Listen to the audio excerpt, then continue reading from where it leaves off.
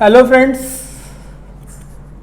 after explaining in first 3 videos about the AP, today we are going to discuss a different type of questions based on the sum of n terms. आप देख रहे हैं question board पे लिखा हुआ है How many terms of the AP 3, 5, 7, 9 dash dash dash must be added to got the sum 120. अब ये आज का क्वेश्चन जो मैंने प्रीवियस वीडियोस में आपको एक्सप्लेन किया उससे डिफरेंट है. यहां आपको गिवन क्या है, एक एपी गिवन है 3, 5, 7, 9 डैश डैश डैश और इस एपी के कुछ टर्म दे रखे हैं. हमें नहीं पता वो टर्म्स कितने हैं, उनका सम कितना दे रखा है 120. तो आपको अब ये फाइंड करना है कि जब सम गिवन है तो नंबर ऑफ टर्म्स कितने हैं. सबसे पहली वीडियो हमने ये डिस्कस किया था कि nth टर्म गिवन था तब हमें नंबर ऑफ टर्म्स निकाल लेते थे. अब हमको यहां पर उन सारे टर्म्स का सम गिवन है and we have to find out the number of terms, right. तो अगेन हमारे पास जो फॉर्मूला है वो Sn is equals to n by 2a plus n minus 1d. और यहां क्वेश्चन को अगर हम देखें तो इसमें हमारे पास a की वैल्यू कितनी है 3, d की वैल्यू कितनी है 2 और सम दे रखा है, इट मींस Sn दे रखा है आपको 120. तो अगर आप nth टर्म की बात करें या सम ऑफ n टर्म्स की बात करें, दोनों क्वेश्चंस में आपको 4 वेरिएबल्स की बात होगी. देखिए एक वेरिएबल आपका Sn हो गया, इसको भी हम वेरिएबल का नाम दे सकते हैं क्योंकि हमें किसी क्वेश्चन में Sn निकालना होगा, राइट. एक Sn हो गया आपके पास, एक आपके पास a हो गया, ठीक, एक आपके पास n हो गया और एक आपके पास d हो गया. तो हर क्वेश्चन में आपको 4 वेरिएबल होंगे, एक d हो गया, एक n हो गया, एक a हो गया और एक Sn हो गया. तो यहां पे आप देख रहे हैं Sn की वैल्यू कितनी है 120, n हमको फाइंड आउट करना है, a कितना है आपके पास 3 प्लस n माइनस 1 और d कितना है आपके पास 2. देखें आप ध्यान से. अब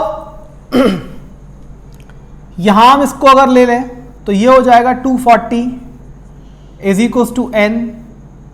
यहां हम इसको डायरेक्ट मल्टीप्लाई कर लेते हैं. चलिए 3 2 6 प्लस 2n माइनस 2. तो 6 प्लस 2n माइनस 2 को हम लोग आगे स्टेप में क्या लिख सकते हैं 2n प्लस 4. तो n इंटू 2n प्लस 4. और अगर हम इसी स्टेप को आगे चाहें तो उसको n को मल्टीप्लाई करने के बाद क्या लिख सकते हैं वो आपको मालूम ही है.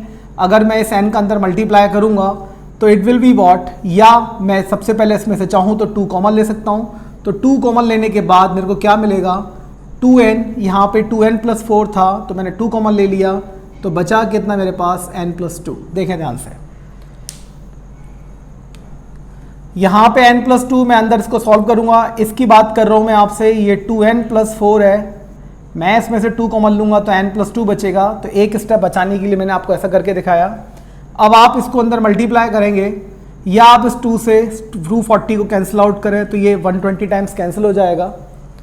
अब मेरे पास जो इक्वेशन बची हुई है वो क्या बची है 120 is equals to n plus 2.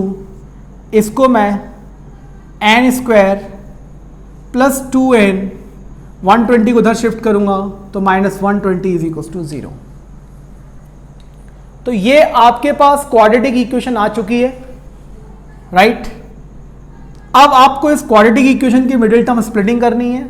आपको 120 के फैक्टर करने हैं और 120 के फैक्टर करने कितना चाहिए 2 चाहिए. तो 120 के हमने जो फैक्टर किए वो हुए आपका n स्क्वायर प्लस 12 इंटू 10. तो 12n minus 10n minus 120 equals to 0. अब यहां हमने ग्रुपिंग की, ग्रुपिंग करने के बाद हमने इसमें कॉमन लिया. तो जब हमने पहला ग्रुप बनाया तो इसमें से n कॉमन ले लिया तो ये n प्लस 12 आ गया, माइनस 10 कॉमन ले लिया तो n प्लस 12 आ गया. This equals to 0. पूरे में से वापस से मैंने क्या कॉमन लिया n plus 12 and n minus 10 equals to 0. तो यहाँ से आप देखेंगे n की 2 वैल्यू मिलेंगी, एक 10 मिलेगी और एक माइनस 12 मिलेगी. तो आप सभी को मालूम है कि ये वैल्यू पॉसिबल नहीं होगी क्योंकि नंबर ऑफ टर्म्स आपके नेगेटिव नहीं हो सकते. तो n इज इक्वल्स टू 10 आपका आंसर होगा. तो आपको जो इस एपी के अंदर नंबर ऑफ टर्म्स लेने हैं जिसका सम कितना गिवन हो, 120 गिवन हो, उसके अंदर जो नंबर ऑफ टर्म्स आएंगे वो कितने होंगे, 10। तो आप क्वेश्चन को एक बार फिर से देख लीजिए, how many terms of the AP must be added, how many terms of the AP must be added to get the sum 120। तो ये क्वेश्चन मैंने आपको एक एक्सप्लेन कर दिया। इसके बाद I am going to explain another example based on this concept.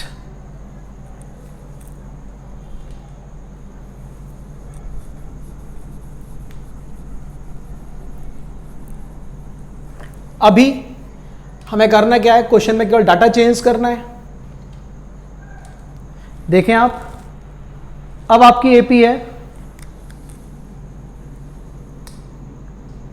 17, 15, 13 dash dash dash, 17, 15, 13 dash dash dash, और सम आपको गिवन है 72। और आपको फाइंड क्या करना है, नंबर ऑफ टर्म्स। तो ए कितना हमारे पास 17 है, डी कितना है हमारे पास 15 माइनस 17 -2 है, एस एन कितना है 72। हमें फाइंड क्या करना है, एन। सभी बच्चों को फॉर्मूला मालूम है, S N is equal to N by 2a plus N minus 1 D. यहां वैल्यू रिप्लेस की 72, n बाई 2, ए की जगह 17 रखा तो 17 इंटू 2 कितना हुआ 34 प्लस n माइनस 1। यहां ध्यान रखें d नेगेटिव है तो -2, इसको इधर लेकर गए हम तो ये 72 इंटू कितना हुआ 2, और ये हो गया आपका n 34 माइनस 2n प्लस 2। इसको और आगे सॉल्व कर लेते हैं हम, तो 34 प्लस 2 36 माइनस 2n, वापस से 72 इंटू 2, यहाँ से अगर मैं 2 कॉमन ले लूँ तो 2n, तो यहाँ कितना बचा 18 माइनस n, तो 2 से 2 कैंसल। अब हम यहाँ से क्वाड्रेटिक बनाएंगे, इस n का अंदर मल्टीप्लाई करूँगा तो it will be minus N square, उसको मैं यहाँ शिफ्ट करूँगा LHS में तो इट विल बी पॉजिटिव। ये 18n होगा, इधर आके माइनस का हो जाएगा एंड प्लस का 72 इक्वल्स टू 0। अब मुझे 72 के फैक्टर करने हैं और सम कितना आ जाए, दोनों का टर्म जो स्प्लिट करना है 72 के ऐसे दो फैक्टर जिनको प्लस माइनस करने पे मेरे को कितना मिलना चाहिए, 18 मिलना चाहिए। तो सभी को मालूम है कि जो 72 के फैक्टर होंगे वो आपके 12 एंड 6 होंगे। तो इसको मैंने क्या लिखा, n square minus 12n minus 6n plus 72 equals to 0।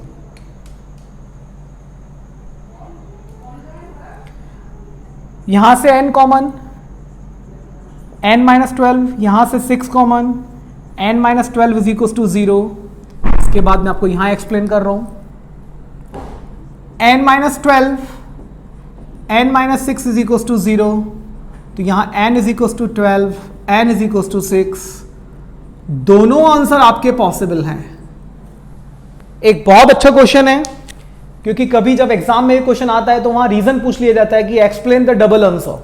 तो यहां पे आप देख रहे हैं कि आपके पास दो आंसर आ रहे हैं, n की वैल्यू 12 भी है और n की वैल्यू 6 भी है। उसका रीजन मैं आपको एक्सप्लेन किए दे रहा हूं।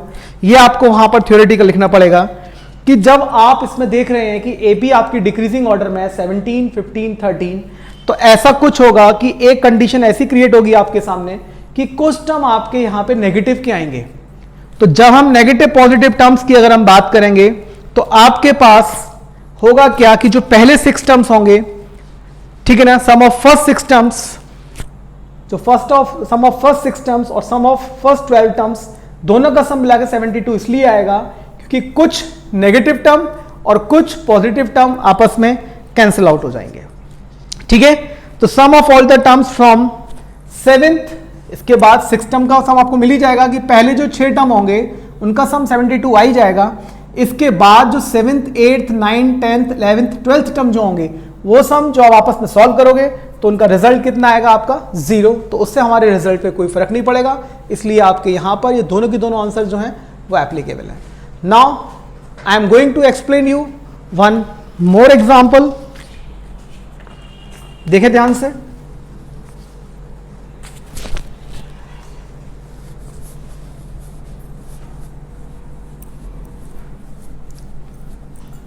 another example.